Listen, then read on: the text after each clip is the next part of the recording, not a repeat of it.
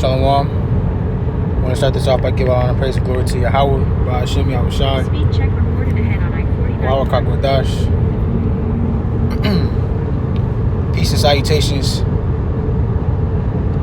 Salakia. Peace and salutations to the elect men, starting with the elders of GMS on down, who diligently push forward the will and doctrine of Yahweh Ba'ashim Yahushai day by day, according to the true understanding of the scriptures. To all of you, I say Shalom.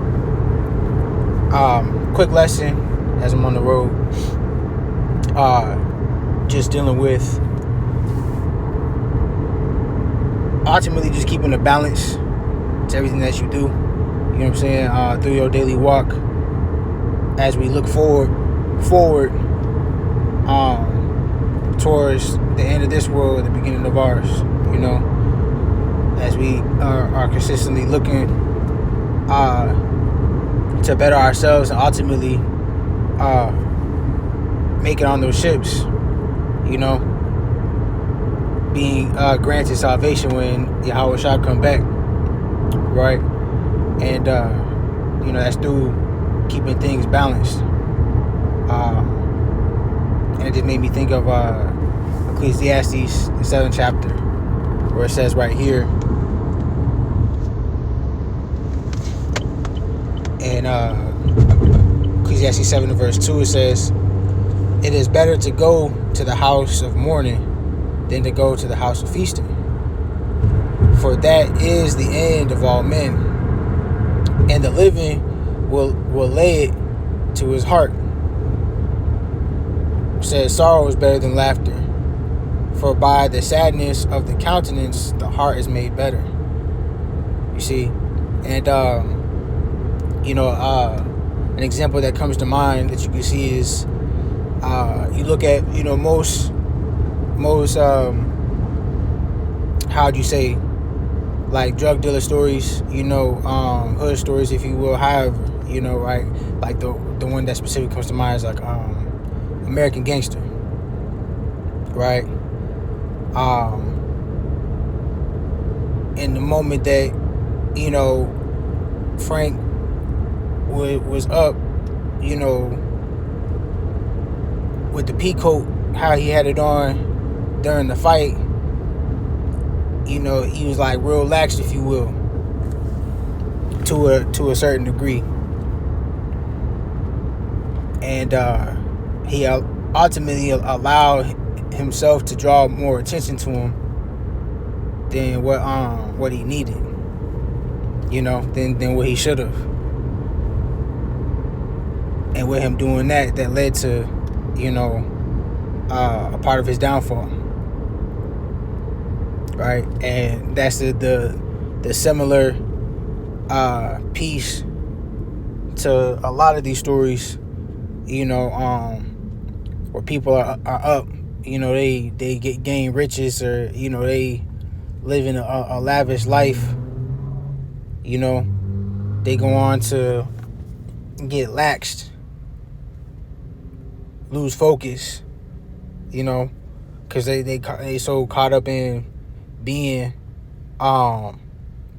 happy, you know, feasting, right, eating and drinking, giving in marriage. You got to make sure that you keeping a balance to what you're doing and what you are occupying your time in, you know. Now, I ain't to say that there's anything wrong with having moments of being, you know what I'm saying, in those estates and things like that, right?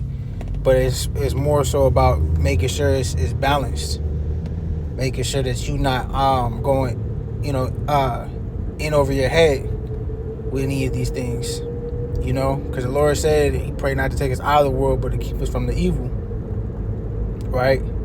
So we want to make sure that we doing all that we can to stay away from the evil, you know, use the world but not abuse the world, right? And you do that by staying in you want to make sure that you staying in the house of mourning, you know, or you of a sad countenance, if you will, which is just being humble, you know, knowing like this isn't it. This isn't our kingdom. Understanding and keeping in mind like this system is set up against you, so don't cleave to it, as you would to the Lord, right? As you're supposed to with the Lord, because you want to cleave to the Lord and the world that's to come, because it's not set up against you. It's not set up to where it's gonna hurt you. It's set up in a way to where it's going to basically trap you. This world is set up in a way to where it basically traps you in a way to where it can get you messed up. But it says and really you see that in verse 7 right here, where it says, surely oppression maketh a wise man mad, but a gift destroyeth the heart. This world puts so many things in your face like onto a gift, and those things can destroy you. But let me finish here, right? Jumping back up to verse 3, it says, sorrow is better than laughter, for by the sadness of the countenance the heart is made better. It says the heart of the wise is in the house of mourning. You see, and ain't nothing wrong with mourning. Again, there's a balance to that, and there's a beauty to being able to mourn. Mourning doesn't have to be just you crying, if you will, right? But it's a certain spirit, of humility, if you will. Humility in the sense of you looking at yourself, clearly for what you are and the position that you're in, truly, and not allowing this world's witchcraft and all their illusions to make you think otherwise. Because that's Esau's issue now. He thinks that his house shall last forever, and that's not the case. It's Psalms 49:11, right? But it says,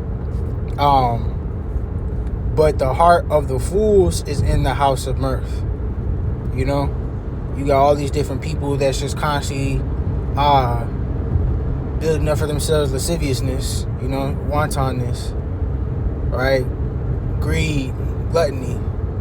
It's an unjust balance, because it's being overfilled with one thing or the other, and there's no balance to it. But the way that you do that is you constantly read the scriptures and see the things that are manifesting in real time. Verse 5, it says, it is better to hear the rebuke of the wise than for a man to hear the song of fools. You gotta make sure that you paying attention to the things that the Lord said. What's that I'm thinking of?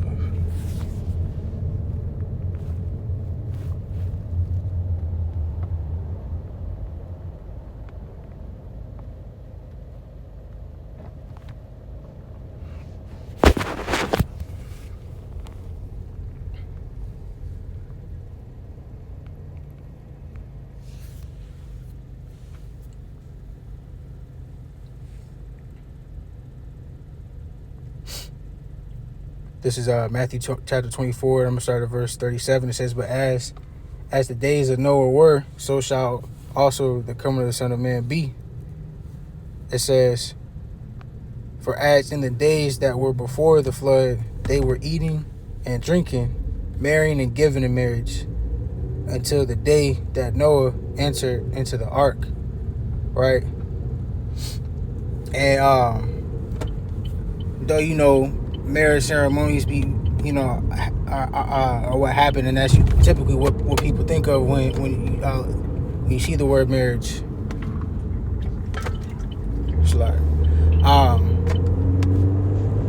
But that also goes into people that are just caught up in illicit sex and just fornicating, getting into all these things of the flesh, if you will, right? Because all these things that are mentioned are things that pertain to the flesh. How much more are people trying to really deal with their spirits. You know, we understand that the earth is waxed worse and worse. You know, and that's why we have to be so much more in the spirit and so much more paying attention to what's going on and keeping our head on a swivel and paying attention to the end all be all. You know, we got a goal set ahead of us, a goal that's been given to us to achieve. You know, so we gotta make sure we do our part in doing that, especially those that are set up to be leaders, teachers, you know, prophets, however, you know what I'm saying, whatever position that the Lord is giving you within His business, you know, it's for the same objective, it's for the same goal, same end result, which is what, for us to be able to seek salvation, right? First and foremost, you know, and being able to make it on those ships, you know, being able to be kept from all the wickedness that's within this world and all the terrors that's to come, you know.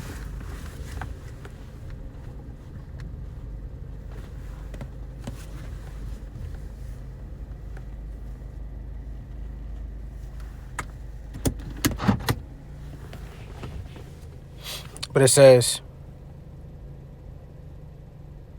again, until the day that Noah entered into the ark and knew not until the flood came and took them all away, so shall also the coming of the Son of Man be. You see? So you want to be prepared, because he's going to come as a thief in the night. You know? And you want to make sure that you are prepared for those those times when they come. And that's all through what you entertain, what you condone, you know, what you occupy your time in, you know. And you want to make sure that you occupy in the things that are needed, right?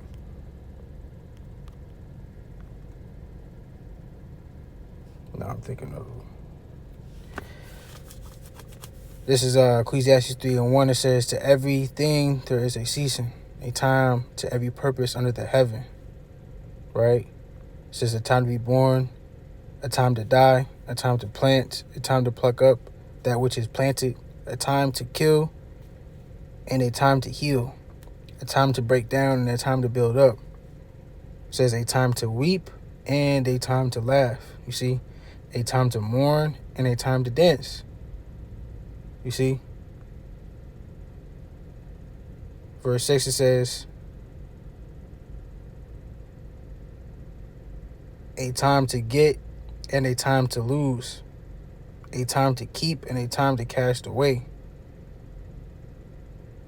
It says a time to rend, a time to sue, a time to keep silence and a time to speak, a time to love and a time to hate, a time of war and a time of peace.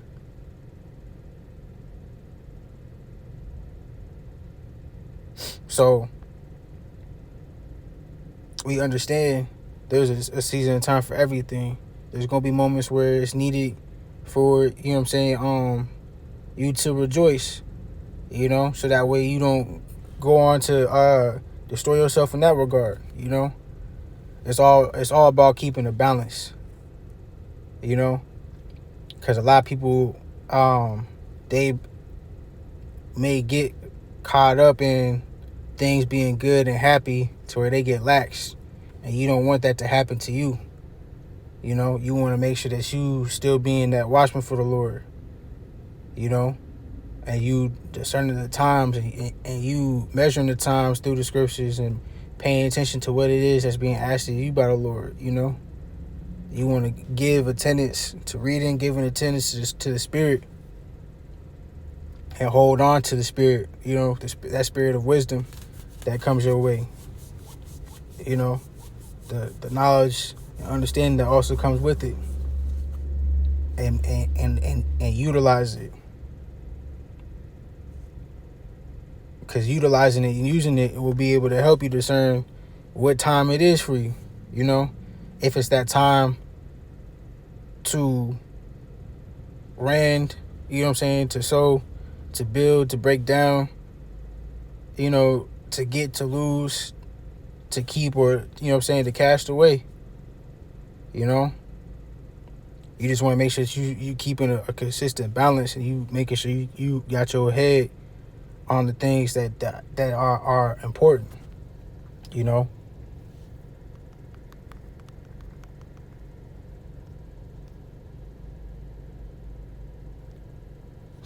This is 2 Edges 14 and verse 13. It says, "Now therefore set thine house in order, and reprove thy people."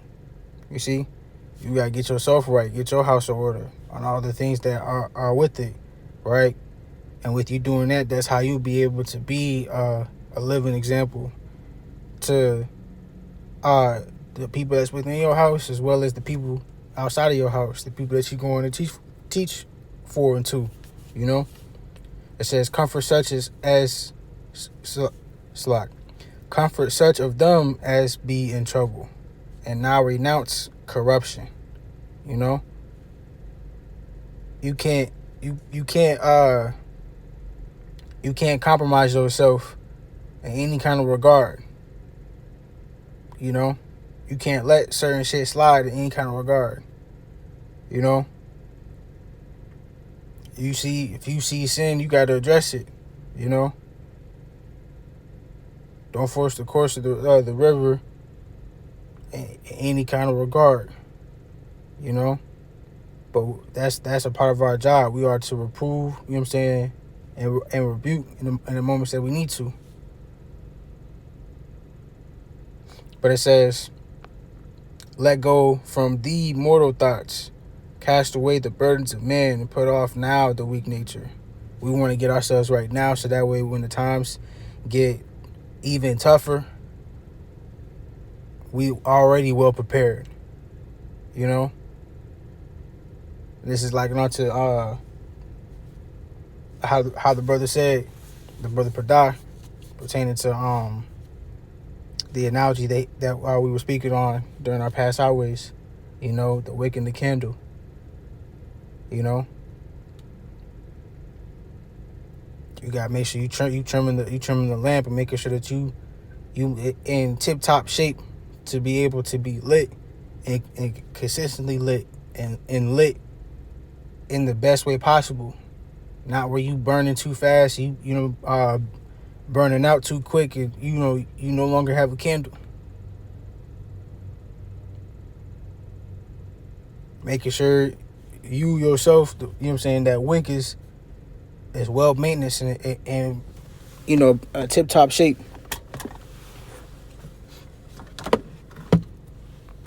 But it says, "And set aside the thoughts that are most heavy unto thee, and haste thee to flee from these times. For yet greater evils than those which thou hast seen happen shall be done hereafter." You see?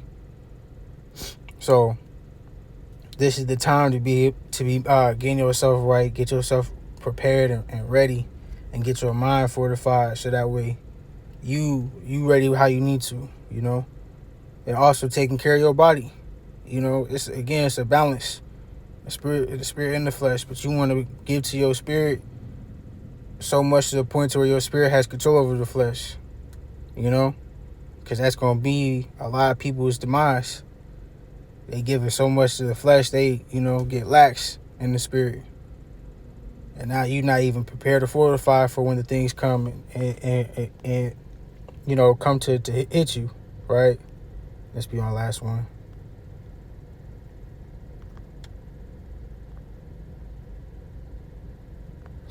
Yeah, this is Matthew 7, verse 24. It says, "Therefore, whosoever heareth these sayings of mine and doeth them, I will liken him unto a wise man which built his house upon a rock." It says, "And the rain descended, and the floods came, and the winds blew and beat upon that house, and it fell not, for it was founded upon a rock." You see? It was founded upon that rock, to where when all those things came, right? The rain, the floods, the wind, and couldn't knock it over, because it was well founded. And that's the position that you want to be in, right? Continuing, says, "And every one that heareth these sayings of mine and doeth them not shall be likened unto a foolish man which built his house upon the sand. And it says, and the rains descended, and the floods came, and the winds blew and beat upon that house, and it fell, and great was the fall of it. You know, you don't want to be that house built upon the sand. You want to be that house built upon the rock. And that's you counting the cost. Now we at war. You know, can't forget that we at war. So you got to make sure that you on high alert. You a sharp tool, a tool that's useful, you know, for the Lord to be able to use. So, you know, that's pretty much it. Lord willing, the point has been proven. And Lord willing, this is something that can exhort you and help, you know, edify our people, you know, the Israelites, the elect of Israel, you know.